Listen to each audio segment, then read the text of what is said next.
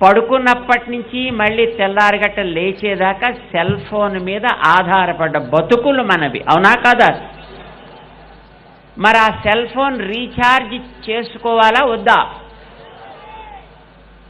చేసుకోవాలంటే cell phone ఎక్కడ పెట్టాలి? ఎక్కడో ఒక పాయింట్లో పెట్టాలి కదా. ఆ పాయింట్ పెర్ఫెక్ట్గా ఉండాలా వద్దా?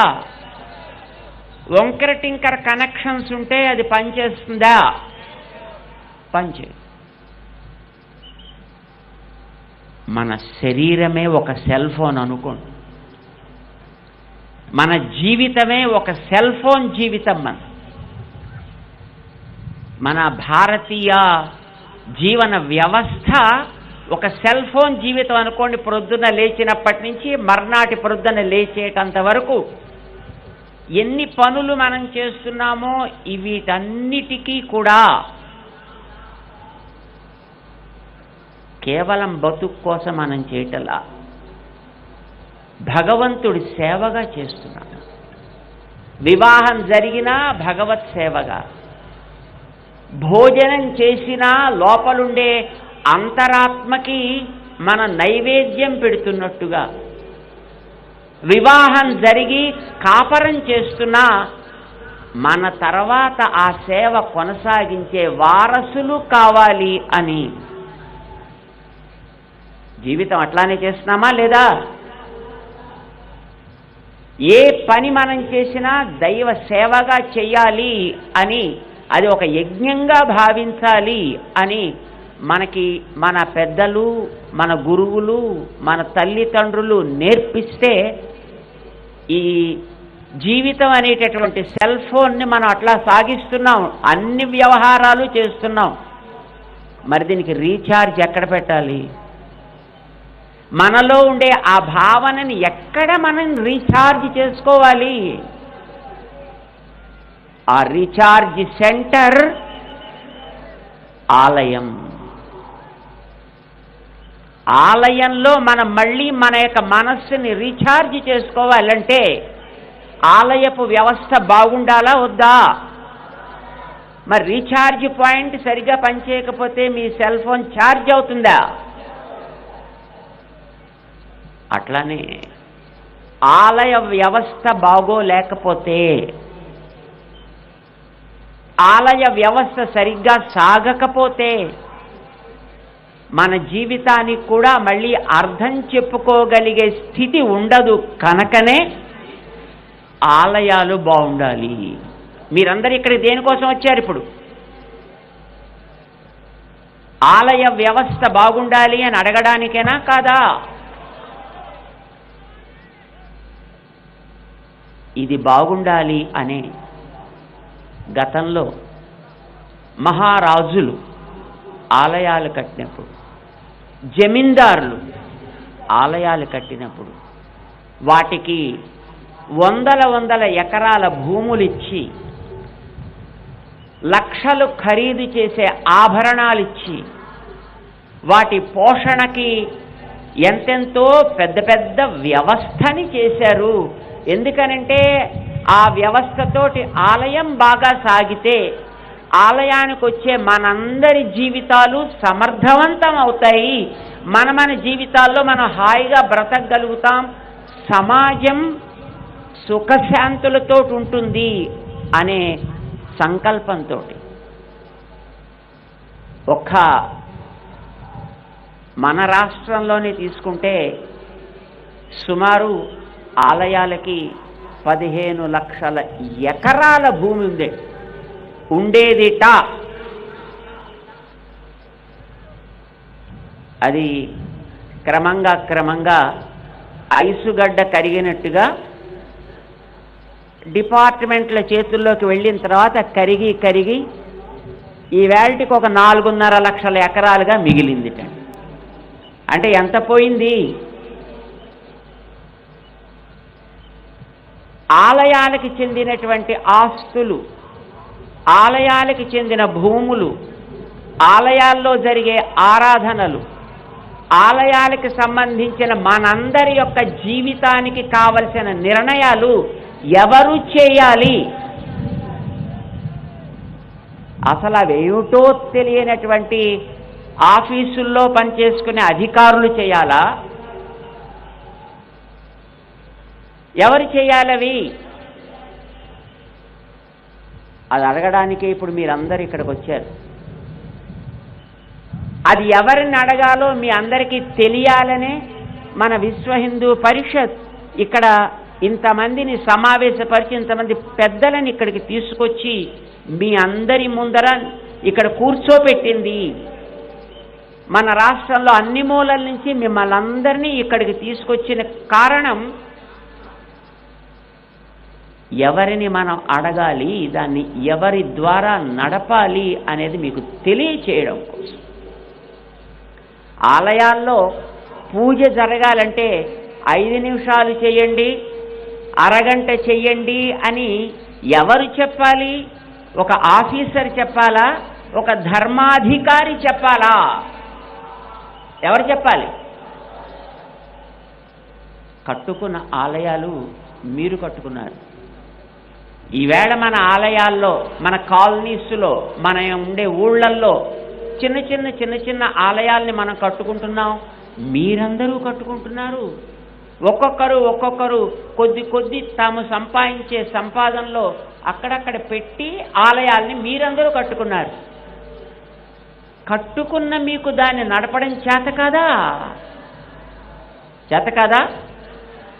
చేతన అవును, మేం కట్టుకున్న ఆలయాన్ని మేము బాగా నడపగలము. ఎంతమంది అనుకుంటున్నారు? మీరు అందరికీ వచ్చు.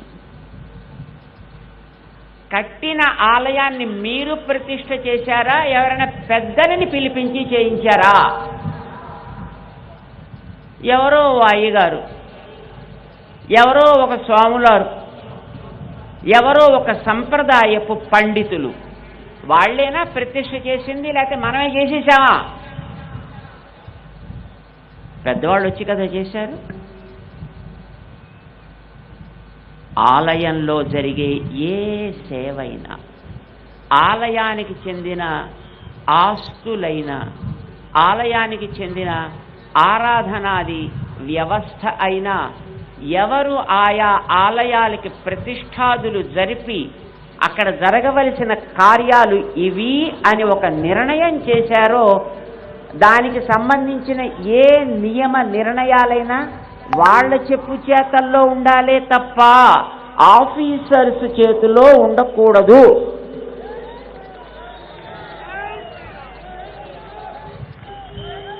ఆఫీసర్స్ ఉంటామంటే మాకు అభ్యంతరం లేదు. కానీ ఆ ప్రతిష్ఠాదులు చేసినటువంటి పెద్దలు ఎవరున్నారో వాళ్ళ ఆదేశానికి విరుద్ధం కాని రీతిలో వాళ్ళు వాటిని నిర్వహించగలిగేట్టుగా అయితే వాళ్ళు ఉండాలి. లేకపోతే వాళ్ళు అక్కడ ఉండాల్సిన అవసరం లేదు. అంగీకరిద్దామా? దానికి ఎండోమెంట్ డిపార్ట్మెంట్ ఉండాలా పోవాలా అది తర్వాత వాళ్ళు నిర్ణయం చేస్తారు.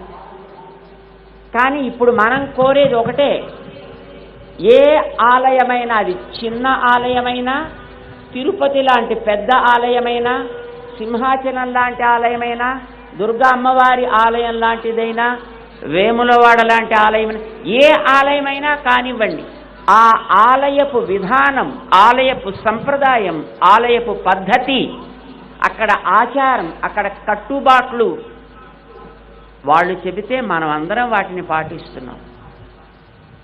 ఇలా జరగాలి అని వారు నిర్ణయం చేస్తే మనం అందరం మన ఆఫీసులనో, ఉద్యోగాలనో, వ్యాపారాలనో పక్కన పెట్టి అందులో సేవలు అందిస్తున్నాం.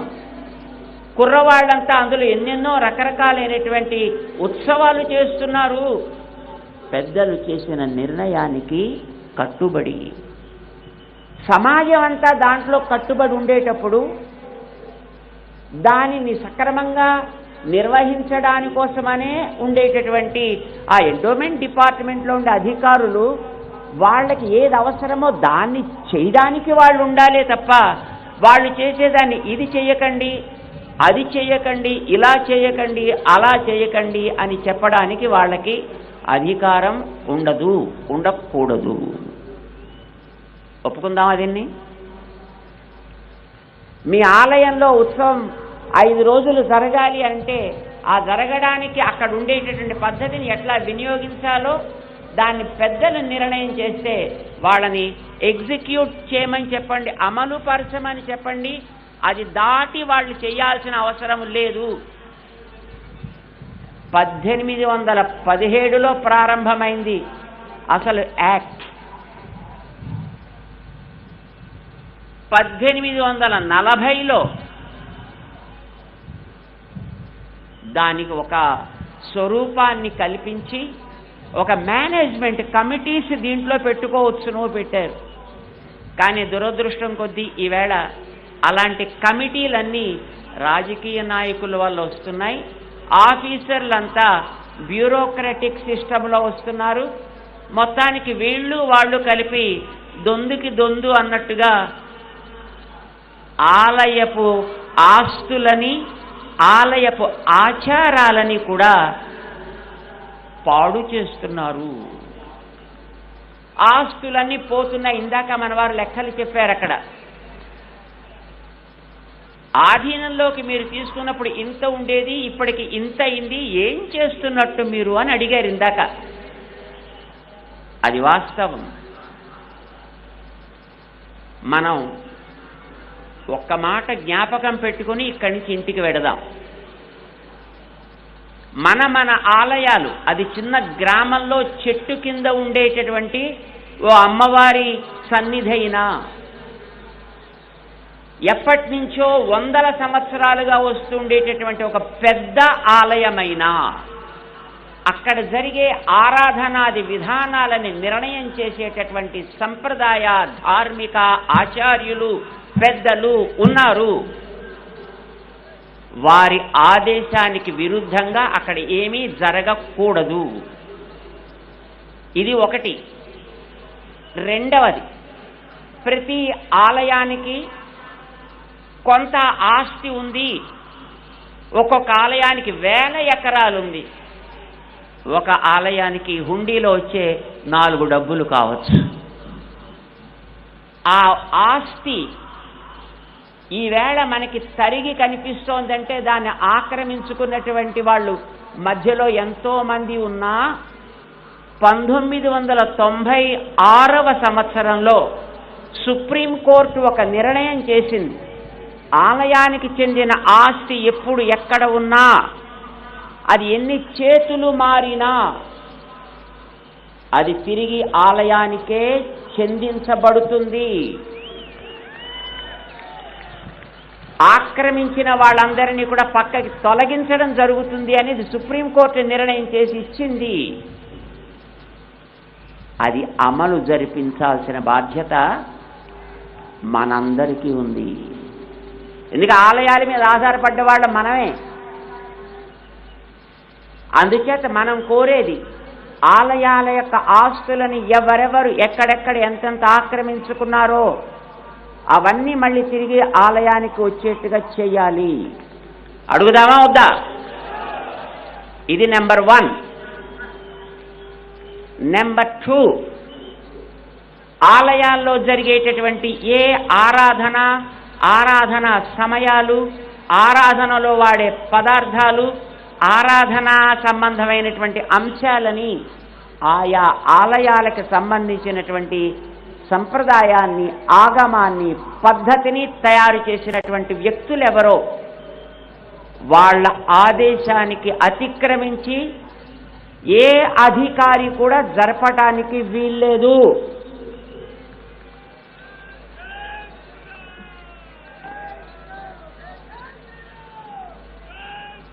ఒక మాట చెప్తా, ఆలయాల్లో, తిరుపతి లాంటి ఆలయాల్లో అక్కడ ఉండేటటువంటి ఒక సభ్యుడో లేకపోతే చైర్మనో అధికారో పైసలు ఉన్న వాళ్ళ కోసం విఐపి దర్శనాలు పెట్టి, పైసలు లేని వాళ్ళకి రోజుల తరబడి వెయిట్ చేసేట్టు చేస్తే, ఆయన ఉండేటటువంటి కాలంలో 4.5 లక్షల మందికి విఐపి దర్శనాలు ఇచ్చేట. 4.5 లక్షల మందికి. అలాగా డబ్బున్న వాళ్ళకి విఐపి దర్శనాలు, దేవుడి దగ్గర ఉంటాయా? మిగతా మతాల్లో అయ్యా నీకు డబ్బులు ఇచ్చి నీకు కూడా ఇంపార్టెన్స్ ఇస్తాను రా అని వాళ్ళు తీసుకుపోతుంటే నీ దగ్గర విఐపి దర్శనాలని పెట్టి వాళ్ళకే ఇచ్చి మిగతా వాళ్ళకి అవకాశం లేకుండా చేస్తే వీళ్ళంతా ఇతర మతాల్లోకి పోక ఏం చేస్తారు?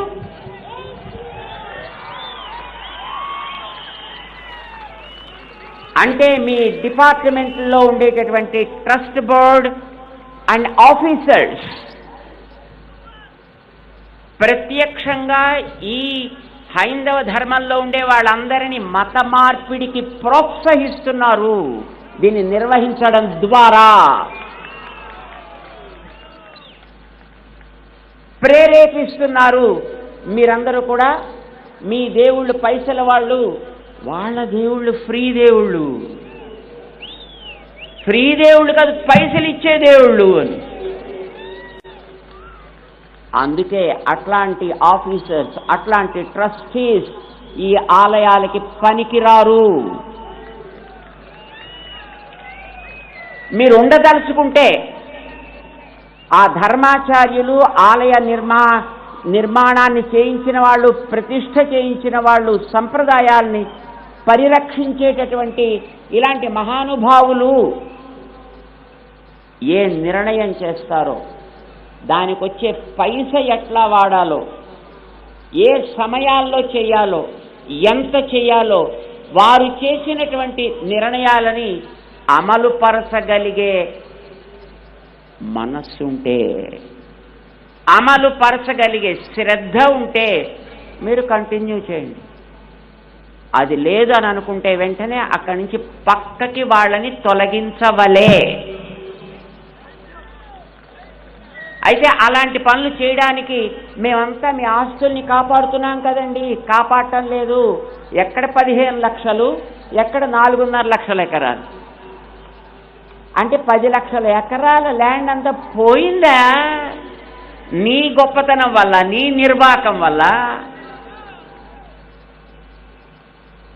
అందుకోసమనే మొట్టమొదట ఆయా ఆలయాలకు సంబంధించి ఉండేటటువంటి ఆస్తులన్నిటినీ ఎవరెవరు ఆక్రమించుకున్నా సరే వాటన్నిటిని తిరిగి మళ్ళీ ఆయా ఆలయాలకి ఇమ్మని సుప్రీంకోర్టు ఇచ్చినటువంటి నిర్ణయాన్ని అమలుపరచాలి. అప్పుడు ఆలయాలు ఎవరి మీద చేయి చాచి దేహి అని అడగాల్సిన అవసరం లేదు. ఆలయాలకు టికెట్లు పెట్టాల్సిన అవసరం లేదు. ఆలయాలు మన జీవితాలకు కావలసిన పవర్ఫుల్ ప్లగ్-ఇన్ సెంటర్స్ అవుతాయి. అప్పుడు మన జీవితాలనే సెల్ ఫోన్స్ని బాగా పనిచేసేట్టుగా దాంట్లో ప్లగ్-ఇన్ చేసి 5 గంటలు పెట్టక్కర్లే, అర నిమిషం పెడితే రోజంతా వాడుకోగలిగేంత శక్తిని మనకి ఆ ఆలయాలు ఇవ్వగలుగుతాయి. బంధువులారా, మనం వీటిని జ్ఞాపకం పెట్టుకుందాం. మన ఊళ్ళకి వెళ్ళిన తర్వాత వీటిని మనం సాధించడానికి చేయాల్సినటువంటి పనులేమిటో ఆలోచించి దానికి తగ్గట్టుగా మన టీమ్స్ని తయారు చేసుకుందాం. మనతో పాటు ఒక సమూహాన్ని, దీన్ని అర్థం చేసుకోగలిగే సమూహాన్ని మనం తయారు చేద్దాం. ఇవి జరపండి అని మనం అడుగుదాం.